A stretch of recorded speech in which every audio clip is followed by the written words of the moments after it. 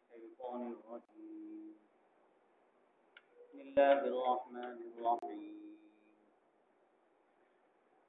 إذ قالت الملائكة يا مريم إن الله يبشرك بكلمة منه اسمه المسيح عيسى بن مريم وجيها في الدنيا والآخرة ومن المقربين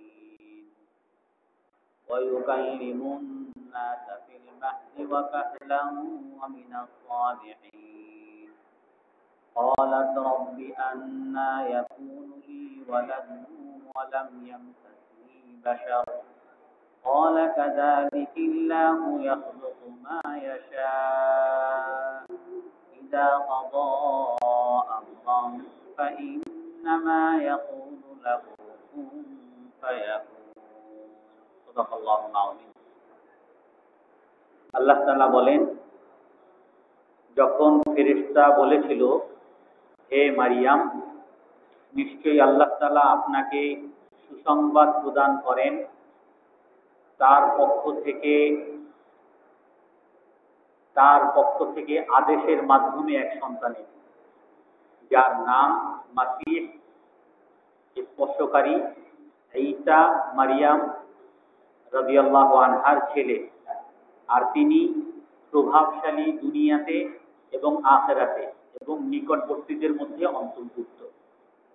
আর তিনি মানুষের সাথে কথা বলেন মাতৃকোলে এবং বৃদ্ধ অবস্থায়, এবং তিনি নেককারদের অন্তর্ভুক্ত ছিলেন।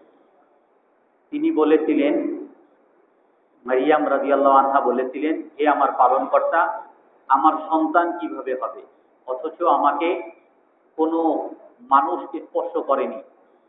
তিনি বললেন, এভাবেই আল্লাহ তাআলা সৃষ্টি করেন যা তিনি চান।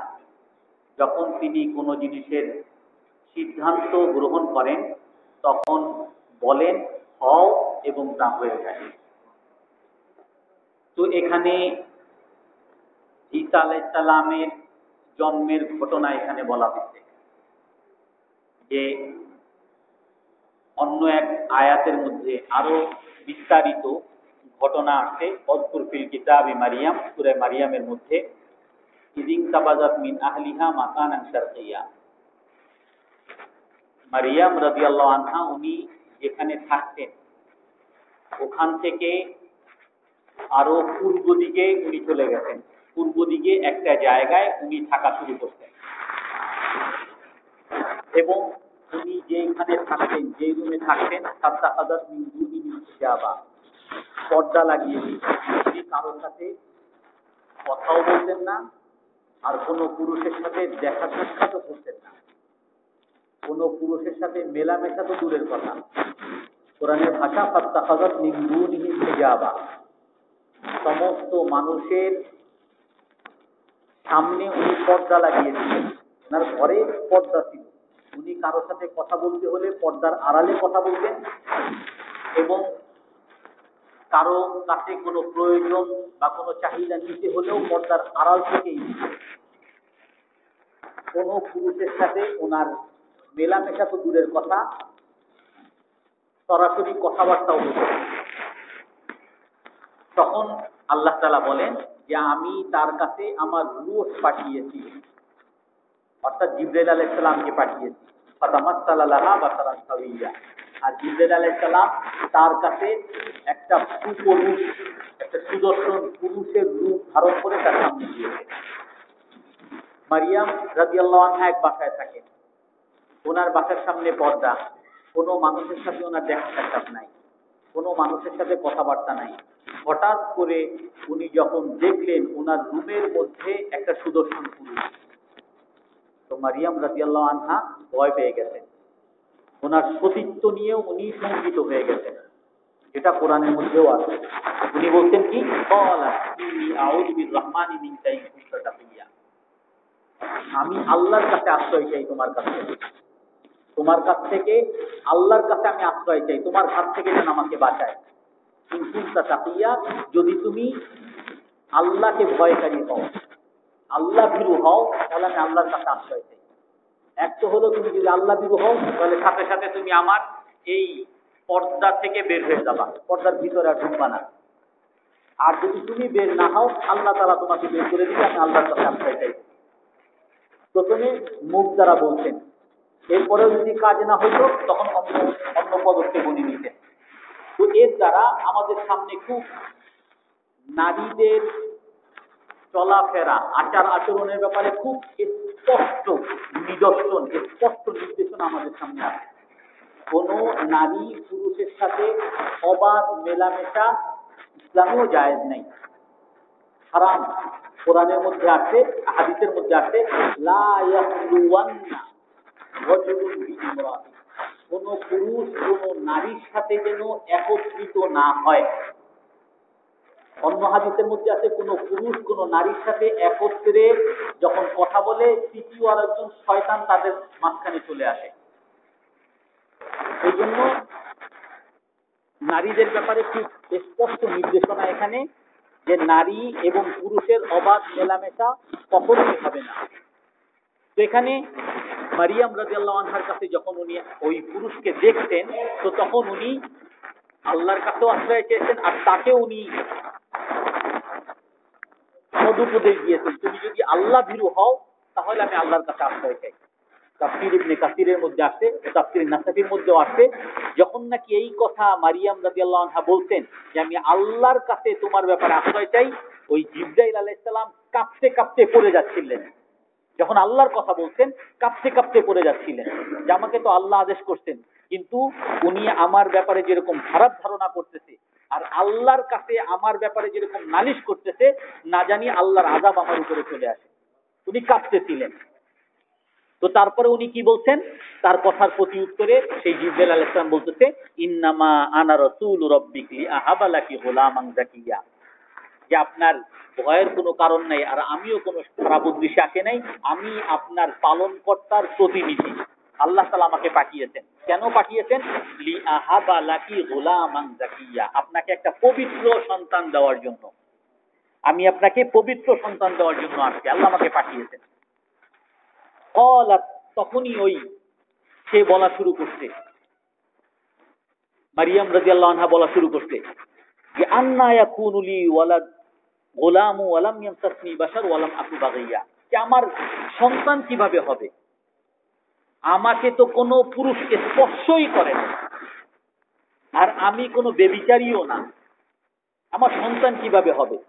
তো এখানে যেহেতু উনি বলছেন ফেরেশতা, আমি আল্লাহর পক্ষ থেকে আসছি, আমি আপনাকে সন্তান দেওয়ার জন্য আসছি, তো তারপরও যখন উনি এই প্রশ্ন করতেন যে আমার সন্তান কিভাবে হবে, আমাকে তো কোনো পুরুষ স্পর্শ করে নাই, আমি তো ব্যভিচারীও না, এর দ্বারা বাহ্যিকভাবে কেমন মনে হয় উনি কেন যেন আল্লাহ তাআলার, কেমন যেন আল্লাহ তাআলার ক্ষমতার উপরে, আল্লাহ তাআলার কুদরতের উপরে পুরোপুরি বিশ্বাসী না, বাহ্যিকভাবে মনে হয়। নাহলে কেন বলবে যে আমার কিভাবে সন্তান হবে?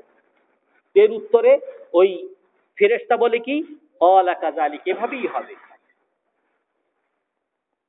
ক্বালা কাযালিকি ক্বালা রাব্বুকি হুয়া আলাইয়া হায়্যিন, আর আপনার রবের ব্যাপারে, আপনার রবের উপরে এটা খুব সহজ, পিতা ছাড়া সন্তান দেওয়া তার উপরে খুব সহজ। আর এই আয়াতের মধ্যে বলছে কাযালিকিল্লাহু ইয়াখলুকু মা ইয়াশা, এভাবেই আল্লাহ তাআলা যা চান সৃষ্টি করেন, আর আল্লাহ তাআলা যখন কোনো সিদ্ধান্ত নেন বলেন যে হও, হয়ে যায়।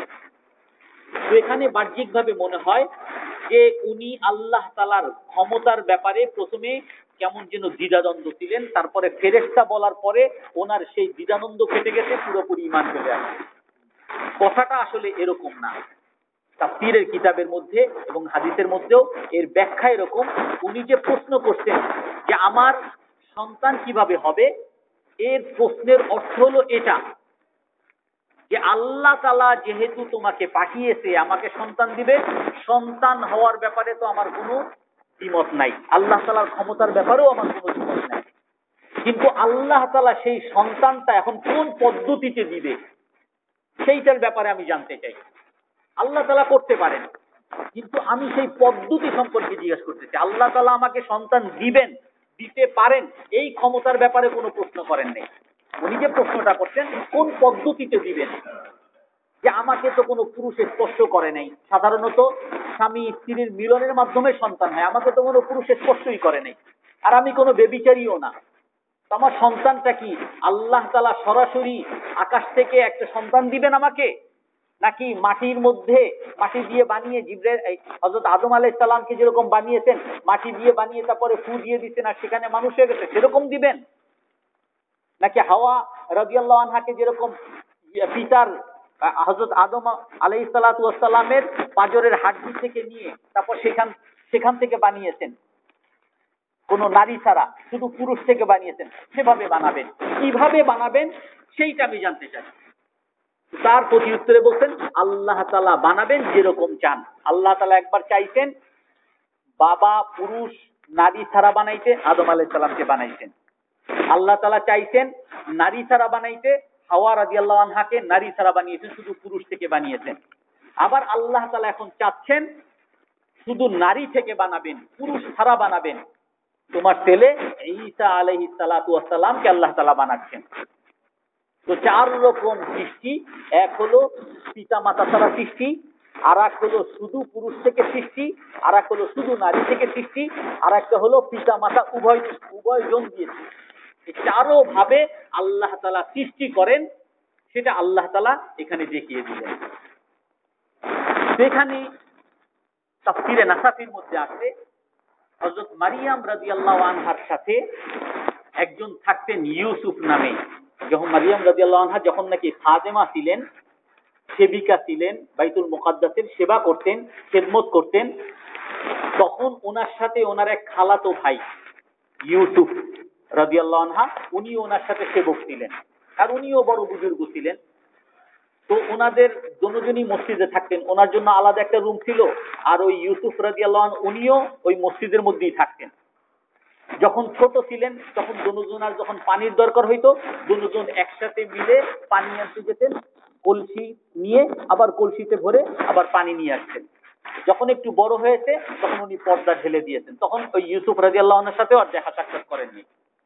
কিন্তু যেহেতু ছোটবেলা থেকেই মসজিদের খেদমতের মধ্যে ছিলেন এবং ইবাদতের মধ্যে ছিলেন, এবং ওনাদের অভিভাবক ছিলেন হযরত জাকারিয়া আলাইহিস সালাতু ওয়াস সালাম, তো ওই দুজন সবসময়, ইউসুফ রাদিয়াল্লাহু আনহা সবসময় রাসূল হযরত মারিয়াম রাদিয়াল্লাহু তাআলা আনহার ব্যাপারে সবসময় একটু সচেতন থাকতেন। তো এক সময় ইউসুফ রাদিয়াল্লাহু আনহা যখন বুঝতে পারলেন যে ওনার পেটে বাচ্চা আসছে, তো উনি একবার পর্দার আড়াল থেকে মারিয়াম রাদিয়াল্লাহু আনহাকে উনি পেরেশান হয়ে গেছেন যে কিভাবে বাচ্চা আসলো। উনি যে বুজুর্গ সবাই জানেন, আর উনিও খুব ভালো করে জানেন, উনি অনেক বড় বুজুর্গ, এবং এটাও জানেন যে একবার ফেরেশতা এসে তাকে সরাসরি বলে গেছে ইন্নাল্লাহা আসতাফাকি ওয়া তাহহারাকি, যে আল্লাহ তাআলা আপনাকে নির্বাচন করছেন, আপনাকে পবিত্র বানিয়েছেন। তো পবিত্রতার ঘোষণা আল্লাহ তাআলা দিয়েছেন, তারপরও কিভাবে পেটে বাচ্চা আসলো এইটা নিয়ে উনি পেরেশান হয়ে গেছেন। উনি একবার পর্দার আড়াল থেকে জিজ্ঞাসা করতেছিলেন, তাফসীরে নাসাফির মধ্যে আছে যে জিজ্ঞাসা করতেছিলেন যে আচ্ছা আপনি কি বলেন, কখনো বীজ ছাড়া কি গাছ হইতে পারে? গাছ কি কখনো বীজ ছাড়া হইতে পারে? তো তখন মারিয়াম রাদিয়াল্লাহু আনহা উত্তর দিতেছেন, আচ্ছা তোমাকেই আমি জিজ্ঞাসা করি, সর্বপ্রথম গাছটা, সর্বপ্রথম বীজটা কোত্থেকে হইছে, আর সর্বপ্রথম গাছটাও বা কোত্থেকে হইছে? বলে নিশ্চয়ই আল্লাহ তাআলা সৃষ্টি করতেন। বলে আল্লাহ তাআলা সর্বপ্রথম গাছ যদি বীজ ছাড়া সৃষ্টি করতে পারেন, তাহলে আল্লাহ তাআলা সবসময় বীজ ছাড়া গাছ সৃষ্টি করতে পারেন। তো তারপর আবার জিজ্ঞাসা করতেছে, আচ্ছা কখনো কি কোনো বীজ মাটি এবং পানি ছাড়া বড় হইতে পারে? পানিও নাই মাটিও নাই, সেই বীজ থেকে গাছ বড় হবে কিভাবে, হইতে পারে? তো তখন আবার বলতেছেন যে আল্লাহ তাআলা পাথরের মধ্যেও অনেক সময় বীজ বপন করে দেখিয়ে দিতেন। তো তার মানে আল্লাহ তাআলা পানি ছাড়া মাটি ছাড়াও করতে পারেন। তো আবার জিজ্ঞাসা করেন, আচ্ছা আল্লাহ তাআলা কি কখনো কোনো পুরুষ ছাড়া কোনো সন্তান দিতে পারেন? জিজ্ঞাসা করেন। বলে আদম আলাইহিস সালামকে আল্লাহ তাআলা কোন পুরুষের মাধ্যমে সৃষ্টি করতেন? বলে আল্লাহ তাআলা তো কোনো পুরুষ কোনো নারী কেউই ছিল না, তাদের ছাড়াই সৃষ্টি করতেন। হাওয়া রাদিয়াল্লাহু আনহাকে কোন পুরুষ নারী দ্বারা সৃষ্টি করতেন? বলে আমানতু বিল্লাহ, আমি আল্লাহর উপরে বিশ্বাস করলাম যে আল্লাহ তাআলা সব কিছু করতে পারে। তো তখন মারিয়াম রাদিয়াল্লাহু তাআলা আনহা এই কথা বুঝাইতে চাইলেন যে আমাকে আল্লাহ তাআলার কুদরতে, আল্লাহ তাআলার পক্ষ থেকে আল্লাহ তাআলা আমাকে কোন পুরুষের স্পর্শ ছাড়াই আমাকে একটা সন্তান দান করতেন। তো মারিয়াম রাদিয়াল্লাহু তাআলা আনহাকে যখন এই ফেরেশতা বলে গেছে ইউবাশশিরুকি, আপনাকে সুসংবাদ দিচ্ছে, তো যখন ফেরেশতা বলছে আল্লাহর পক্ষ থেকে এটা আদেশ, তো মারিয়াম রাদিয়াল্লাহু তাআলা আনহা পুরা নিশ্চিত হয়ে গেছেন, প্রশান্ত হয়ে গেছেন, আর কোনো দুঃখ কোনো চিন্তা কোনো পেরেশানি তার নাই। কিতাবের মধ্যে আসছে, কোরআনের মধ্যে এক জায়গা আছে, ওমারিয়াম বানাতাল ইমরান আল্লাতী আহসানাত ফারজাহা ফানাফাখনা ফীহি মির রূহিনা, যে মারিয়াম রাদিয়াল্লাহু আনহা উনি ওনার লজ্জাস্থানকে সতী রেখেছেন, আর আমি তার মধ্যে আমি আমার আত্মাকে ফু দিয়ে দিয়েছি। জিবরাইল আলাইহিস সালাম এই আসল ধরে এখানে ফু দিয়েছেন, আর এখান থেকে ওই ফু তার পেটের মধ্যে চলে গেছে, আর সেখান থেকেই সেই ফু থেকে আল্লাহ তাআলা সেই আদেশ থেকে পেটের মধ্যে ঈসা আলাইহিস সালাম চলে আসছে। আর আসছে যে মারিয়াম রাদিয়াল্লাহু তাআলা আনহা বলেন যে আমার পেটে যখন আমার সন্তান আসছে, সেই সন্তান আমার সাথে পেটে থাকা অবস্থায় আমার সাথে কথা বলতো। আমার যখন কোনো অশান্তি লাগতো, তো তখন আমার সেই সন্তান আমাকে সান্ত্বনা দিত। এটাই কোরআনের মধ্যে আসছে ওয়ায়ুকাল্লিমুন নাসা ফিল মাহদি। আর সেই ঈসা আলাইহিস সালাম মানুষের সাথে কথা বলছেন কোলে। এটা পরবর্তীতে আসবে আগামী সপ্তাহে ইনশাআল্লাহ, যে ঈসা আলাইহিস সালাম পরবর্তীতে ছোট থাকা অবস্থায় মানুষের সাথে কথা বলতেন। এভাবে 6 জন শিশু আছে হাদিসের মধ্যে, 6 জন শিশু পৃথিবীতে ছিল যারা নাকি মাতৃকোলে থাকা অবস্থায় মানুষের সাথে কথা বলতেন। সহিহ হাদিস দ্বারা এগুলো সাব্যস্ত। ইনশাআল্লাহ আগামী সপ্তাহে এই ব্যাপারে আলোচনা হবে। আল্লাহ তাআলা আমাদেরকে আমল করার তৌফিক দান করেন। কারো কোনো প্রশ্ন আছে? জি বলেন। জি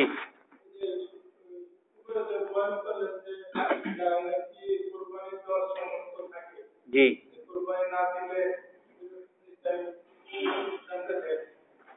কোরবানি দেওয়ার সামর্থ্য থাকলেও কোরবানি যদি না দেয়, হাদিসের ভাষা ফালা ইয়াকরুবান্না মুসাল্লানা, সেই জন্য আমাদের ঈদগাহে না আসে, নামাজ পড়তে যেন না আসে। অর্থাৎ কোরবানি করা ওয়াজিব। কোরবানি দেওয়ার সামর্থ্য থাকলে অবশ্যই কোরবানি দিতে হবে। জি বলেন। কারোর কাছে যদি নগদ মোটা অঙ্কের একটা টাকা থাকে, ব্যাংকে তো রাখা যাবে না, বাসায় রাখা নিরাপদ না, সেক্ষেত্রে সে কি করবে? আর আমরা যেটা জানি অসুস্থ হইলে আপনার বসে নামাজ পড়া যায় বা ইশারায় পর্যন্ত নামাজ পড়া যায়, সেক্ষেত্রে চেয়ারে বসে নামাজ পড়া যাবে কি? আচ্ছা, এক নাম্বার হলো নগদ টাকা বাসায় রাখা যাবে না, কোথাও নিরাপদ না। তো সেই সব ক্ষেত্রে আমরা ইসলামী ব্যাংকে রাখতে পারি। ইসলামী যে সবগুলো বলে, তারা আমাদেরকে বলে যে তারা ইসলামী নিয়ম কানুনে রাখে। তো প্রয়োজনের খাতিরে সেটা তারা যেটা বলে সেটা ওই সুদের বলে না, সেটা ব্যবসা বলে। মানে ইসলামিক পদ্ধতিতেই তারা করে, ইসলামিক নিয়ম অনুযায়ী করে, সেটা যারা সেটা বলে, তারা যেহেতু আমাদেরকে বলে, তো আমরা তাদের কথা অনুযায়ী রাখতে পারি। বাকি যদি তারা এর হেরফের করে বা কোনো গুনাহ করে, আল্লাহ তাআলা তাদেরকে ধরবেন, আমাকে তো আল্লাহ তাআলা আমাকে বাঁচাবেন। আর যেহেতু প্রয়োজন আমার, সেই জন্য আমার নিরুপায় হয়েও রাখতে হবে, সেই হিসাবেও যায়। আর দ্বিতীয় কথা হলো যে আমি যদি অসুস্থ হই, এখানে খুব স্পষ্ট হাদিস, আল্লাহ রসুল বলছেন, ইমরান ইবনে হুসাইন রাদিয়াল্লাহু আনহু থেকে বর্ণিত, ওনার একবার অসুখ হয়েছে। তো আল্লাহ রসুল বলছেন তুমি দাঁড়িয়ে নামাজ পড়বা, যদি দাঁড়িয়ে না পারো ফা ইল্লাম তাস্তাতি ফাসাল্লি কায়দান, তাহলে তুমি বসে নামাজ পড়ো। যদি বসেও না পারো তাহলে তুমি শুয়ে শুয়ে ইশারায় নামাজ পড়ো।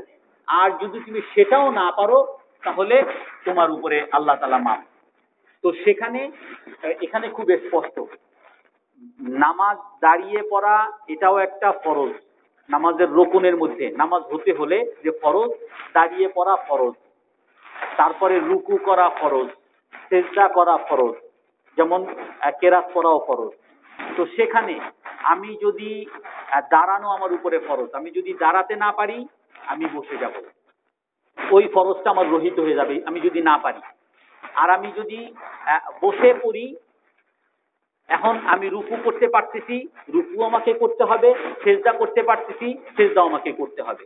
আমার যদি এমন অবস্থা হয় যে আমি সেজদাও করতে পারতেছি না, রুকুও করতে পারতেছি না, তো তখন রুকুও মাপ, সেজদাও মাপ, শুয়ে শুয়ে ইশারা নামাজ পড়লেও হবে। এখন এখানে খুব স্পষ্ট, সবগুলো ফরজ, যেটা পারবো না সেটা রহিত হবে, যেটা পারবো সেটা কিন্তু রহিত হবে না। এখন এই জন্য যদি কেউ এরকম মনে করে যে আমি তো বসতে পারি না, মানে যেমন আমাদের এখানে শামসুল হুদা সাহেব, উনি মনে হয় নাই, উনি বসতে পারেন না, ওনার পিছনে সমস্যা, উনি বসতে পারেন না, নিচে বসতে পারেন না, তো উনি বসতে পারেন না কিন্তু দাঁড়াইতে পারেন, তো অতএব ওনার দাঁড়ানোটা রহিত হবে না, দাঁড়িয়ে ওনাকে নামাজ পড়তেই হবে। উনি বসতে পারে না, উনি তখন চেয়ারে পড়লেন, তো চেয়ারে উনি রুকু করবেন, কিন্তু উনি যেহেতু বসতে পারেন না, জমিনের সাথেই রাখতে পারেন না, সেজদা করতে পারেন না, তো সেজদাটা ওনার রহিত। এমনি ভাবে কারো যদি এরকম হয়, উনি বেকা হতে পারেন না, দাঁড়াতে পারেন, বসতেও পারেন, সেজদাও করতে পারেন, কিন্তু এই যে দাঁড়িয়ে রুকু করা সেটা সে পারে না, তো সেখানে উনি দাঁড়িয়ে নামাজ পড়বে, রুকু করতে পারে না, রুকুটা উনি বসে ইশারায় করবে, আর সেজদা সেজদার মতো করবে। অর্থাৎ মোদ্দা কথা, আমাদের উপরে সবগুলো ফরজ, যেটা পারবো না সেটা রহিত। কিন্তু এমন যেন না হয় যে আমি কি বলে আমার রুকুতে আমার সেজদা আমি করতে পারছি, আমি মাটিতে বসে সেজদা করতে পারি, কিন্তু বেশিক্ষণ দাঁড়িয়ে থাকতে পারি না, তো এখন আমি কি করলাম, আমি দাঁড়িয়ে নামাজ পড়লাম, তারপর চেয়ারে বসে গেলাম, আমার সেজদার ফরজটা ছুটে গেল, সেই জন্য আমার নামাজ হবে না।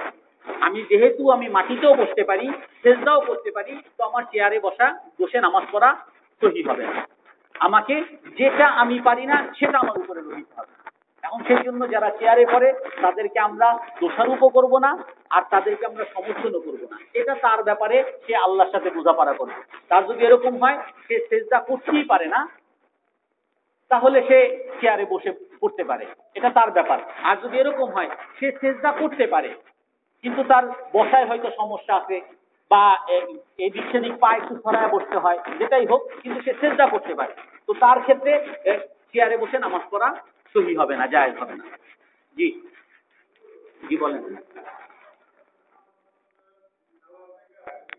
জি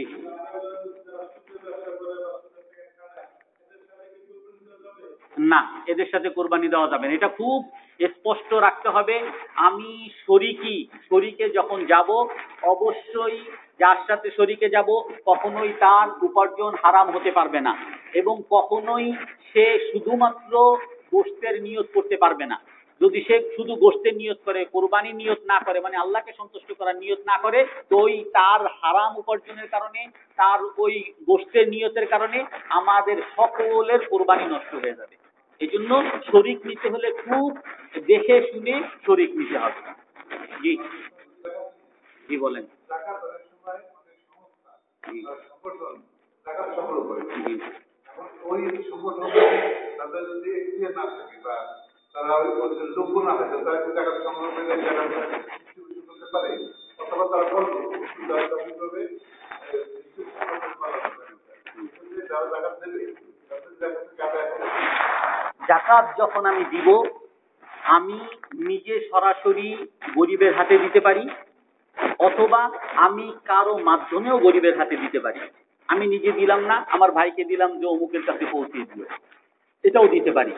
এখন যেই সমস্ত সংস্থারা নেয়, তো তারা নিশ্চয়ই যখন যাকাত নিবে, তারা নিশ্চয়ই বলে নেয় যে আমি অমুক গরিবের কাছে পৌঁছে দিব। এখন যদি আমি নির্ভরযোগ্য বা তাদের উপরে বিশ্বাস রাখি যে তারা সেখানে পৌঁছে দিবে, তো আমি তাদেরকে দিলে আমার যাকাত আদায় হয়ে যাবে।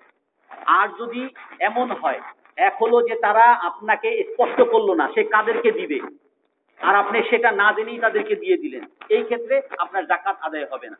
এখন সে যদি আপনাকে বলে যে আমি আপনার যাকাত নিয়ে অমুক গরিবকে দিব, তা আপনার যাকাত আদায় হয়ে যাবে। এখন সে যদি না দেয় তার গুনাহ হবে। যেমন আমরা আপনাদের কাছ থেকে যাকাতের টাকা নেই, মাদ্রাসার ছাত্রদেরকে দিই, এখন আমি যদি মাদ্রাসার ছাত্রদের খাবারের টাকায় খরচ না করে সেটাকে যদি আমি বিল্ডিং নির্মাণের কাজে খরচ করলাম, কথার কথা, তাহলে এই গুনাহটা আপনি তো যাকাত আপনারটা দিয়ে দিচ্ছেন, আদায় হয়ে যাবে, গুনাহগার আমি হব। আমি কেন আপনার যাকাতটাকে সঠিক স্থানে আপনি আমাকে দায়িত্ব দিতেন, আমি সেই স্থানে কেন পৌঁছাইলাম না, এই কারণে আমি গুনাহগার হব। না, সেখানে আপনি দিবেন না। সেখানে দিবেন কেন? সেখানে দিলে আপনার আদায় হবে না। জি, নামাজে দাঁড়াইতে তার পাশে কি মসজিদে যেতে কেউ নামাজে দাঁড়াইতে তার পাশে দাঁড়াই কি ভ্রমণ করে জোরে জোরে কোরআন পড়া যাবে? জোরে জোরে কোরআন শরীফ একটা হাদিসের মধ্যে আসছে যে তোমরা যখন মসজিদে থাকো অন্যদেরকে তোমরা ডিস্টার্ব করবা না, এরকম একটা হাদিস আছে। তো এই জন্য অবশ্যই যে কোরআন শরীফ পড়বে সে খেয়াল রাখবে, যেহেতু মসজিদে আছি আমি, অন্যদের নামাজের জন্য ক্ষতি না হয়, ইবাদতের ক্ষতি না হয়, আস্তে আস্তে করবে। এখন যদি এরকম হয় যে মুসল্লি কম, মুসল্লি নাই, বা আমি এখন কোরআন শরীফ পড়তে পারতেছি, যে আমার পাশে সে আর একটু দূরে গিয়েও নামাজ পড়তে পারে, বা আমি আর একটু দূরে গিয়ে কোরআন শরীফ পড়তে পারি, যদি কারো সমস্যা না হয় তাহলে জোরে পড়া যাবে, কিন্তু কারো সমস্যা করে জোরে পড়াটা ঠিক হবে না। জি,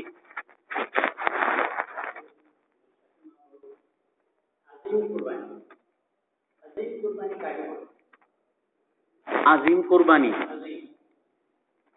আমি বুঝি নাই, বলেন একটু। বড় কোরবানি বলতে তো এরকম কোরআন হাদিসের ভাষায় কিছু নেই। না, বলেন কি? হ্যাঁ হ্যাঁ হ্যাঁ, তারপরে ছেলেকে নিয়ে আসলেন, কুরবানি দিলেন, হ্যাঁ কুরবানি হলো না, হ্যাঁ, আল্লাহ বললেন কি আজিম কুরবানি এখন বাকি রয়েছে। না না, এরকম করে সে, আচ্ছা এই কোরআন শরীফ আমি আপনাকে বলি, ফালাম্মা আসলামা ওয়াতাল্লাহু লিল জাবিন ওয়া নাদাইনাহু আইয়া ইব্রাহিম কদ সাদ্দাকতা রুইয়া ইন্না কাযালিকা নাজজিল মুহসিনিন ওয়া ফাদাইনাহু বিযিবহিন আযীম। যেটা আছে যে শত শত উট কুরবানি দিতে, এগুলো কোথাও নেই, হাদিসেও নাই, কোরআনেও নেই।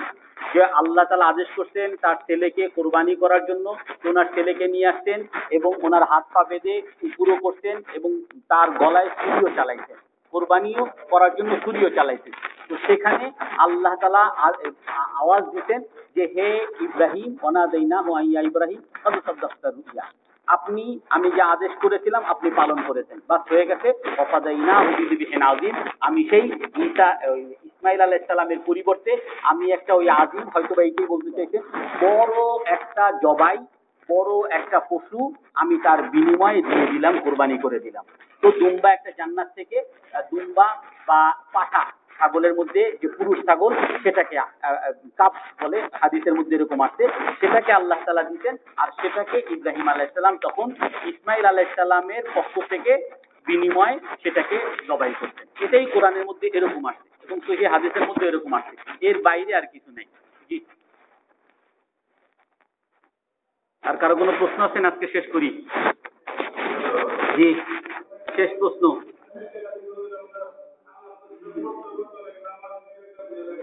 হ্যাঁ, আলহামদুলিল্লাহ সূরা পড়তে পড়তে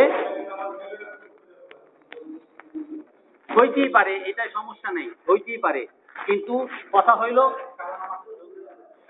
হইল যে আমি যখন নামাজ পড়ব অবশ্যই আমাকে ধীরে ধীরে নামাজ পড়তে হবে, রুকু ধীরে ধীরে করতে হবে, সেজদা ধীরে ধীরে করতে হবে।